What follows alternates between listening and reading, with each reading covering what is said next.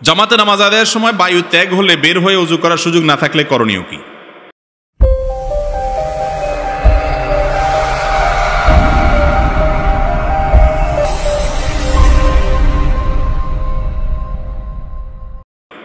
নামাজের জামাতে দাঁড়াইছেন, কাতারের মাঝখানে আছেন, ওযু ভেঙে গেছে।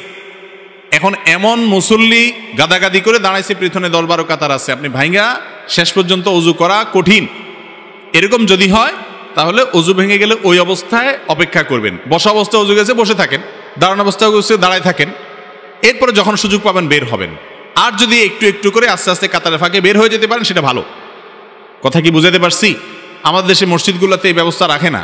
আরব দেশগুলোতে বেশিরভাগ মসজিদের চারপাশে 2 ফিট 3 ফিট করে জায়গা খালি রাখে, যাতে করে কারোর ওযু ছুটে গেলে সে সবাই সামনে দিয়ে, নামাজি ব্যক্তি জামাতের সাথে নামাজ পড়লে ইমাম সাহেবের সামনে সূত্রা থাকলে অন্য মুসল্লিদের সামনে ওযু ভেঙে গেলে সামনে দিয়ে গেলে অসুবিধা হবে না। কিন্তু যদি 10 কাতারের সব মুসল্লির নামাজের মনোযোগ নষ্ট করেন আপনি, সেটা তো আরেক মুসিবত।